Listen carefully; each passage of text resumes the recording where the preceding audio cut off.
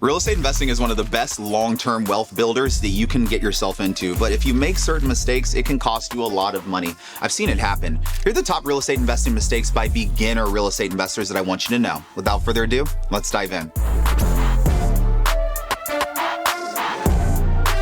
All right, guys, have you heard the concept location, location, location? Location is absolutely critical when it comes to making good real estate investments. If you buy a property in a good location, it can make it infinitely easier to attract high quality tenants. You can enjoy solid price appreciations and otherwise benefit from the real estate investment that you made. But unfortunately, many real estate investors don't fully understand the importance of location, and therefore they buy properties in bad locations. They sign on the dotted line before they understand the consequences of having property in a bad location, and then they suffer down the road when they want to sell.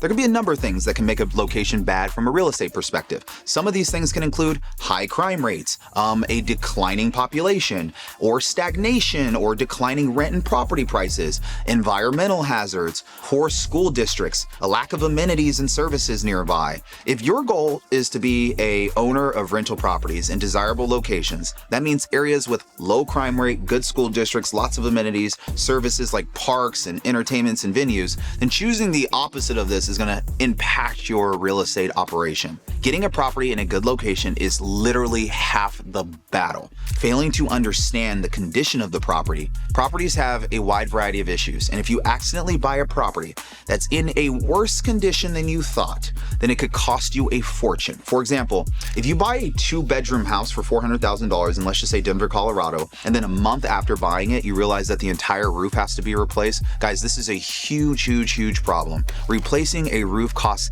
tens of thousands of dollars. Repairing foundation cracks costs tens of thousands of dollars. Getting rid of black mold can cost a fortune. Before you commit to buying a property, you need to make sure that you fully understand the conditions that a property is in. Having a high quality inspection done is absolutely critical. Before you get the inspection done, walk through the property yourself looking for possible issues. If you see anything concerning, you can bring it up to the inspector who's inspecting the property with you. If it's not a massive issue, then you should strongly consider looking at what can be done to fix it or avoiding the property entirely. Now, how about accepting the very first tenant application? Just as not all properties are equal, not all tenants are equal either. Many new real estate investors are such in a rush to get a tenant in the property that they simply accept the first tenant who applies to rent out the property. I swear to God, it happens so many times. Remember, you're not legally obligated to rent to anyone who applies as a landlord. Landlords are legally allowed to reject tenant applications based on a wide array of factors: insufficient funds, poor credit history, negative references, you name it. So you need to do your due diligence on your screening when you're screening these tenants. If you accept the very first person who applies to rent out your property, and if this person has a credit score of like a 3 or 400, then that can be some major issues that you don't even foresee coming your way down the road. People who have low credit scores generally represent a much higher risk of failing to keep up with their rent payments, and ideally, you want to rent the property to people with stable and consistent income and good credit scores. As a real estate investor, you really want to try to avoid going through the eviction process as much as humanly possible. It can be a nightmare. It can discourage you from being a real estate investor and a landlord. If you accept tenants who are a lower financial risk, and there's less of a chance that you will have to evict them. And this can save you a lot of the stress. Failing to optimize tax benefits. A lot of people who get into real estate investing understand that there are some incredible tax benefits that exist for real estate investors, but they have no idea how to maximize the tax benefits. And by the time they've owned real estate for years, they finally figure it out. One of the biggest reasons why so many new real estate investors fail to optimize their tax benefits is because they don't know how to offset rental income and W-2 and 1099 income. A lot of people continue to work a main job or running different businesses when they're investing in real estate on the side. Nothing wrong with that. That's all well and good, but unless you know how to implement tax strategy, you will only be able to offset your rental income, not your W-2 or 1099 income. Offsetting passive income is good. but wouldn't it be better to also be able to offset your active income, such as the income from your primary job or your primary business? People who learn how to do this can dramatically reduce their overall tax bill. In fact, many real estate investors who implement tax strategies correctly can reduce their tax bill by 40, 50, hell, even upwards to 100%. There are two main tax strategies that will allow you to use rental losses to offset W-2 or 1099 income. The first is the real estate professional status. I talk about this one all the time. The real estate professional status is the golden ticket that you want to get. If you can't do this, the short-term rental strategy is next. Real estate professional status is a special status that is given to people by the IRS who work for a certain number of hours per year in a rental property trade or business. Now, in order to qualify, you have to spend 758 hours of your working time in the year in a real estate business, and more than half of your working hours must be in real estate. If you materially participate, meaning you manage or you're active, you qualify. You can meet these criteria, then great. You can qualify for the rep status and you'll be able to use rental losses to offset your W-2 and 1099 income. However, many people don't qualify for this criteria. And if you don't, then don't worry. You can still use short-term rentals to offset your W-2 and 1099 income. You can choose to do short-term rentals such as Airbnbs, VRBOs with your investment property instead of making them LTRs, long-term rentals. The IRS will allow real estate investors to use rental losses to offset their W-2 or their 1099 income for short-term rentals if the average stays at the property is 7 days or less, plus you materially participate in the year, plus you spend at least 100 hours per year managing the business more than anybody else. If you can do these simple things, they are simple, you can use rental losses to offset W-2 and 1099 income. And for a more detailed description of this strategy, check out this video right here. All right, getting the wrong type of loan. If you're gonna become a real estate investor, then you might notice when you start looking for mortgage loans that there's like a million different types of loans you can choose. Two of the most common are fixed rate and adjustable rate mortgage loans. A fixed rate mortgage is a loan where the interest rate remains constant throughout the life of the loan. This means your monthly payments, which includes your principal and interest, stay the same for the entire term of the loan.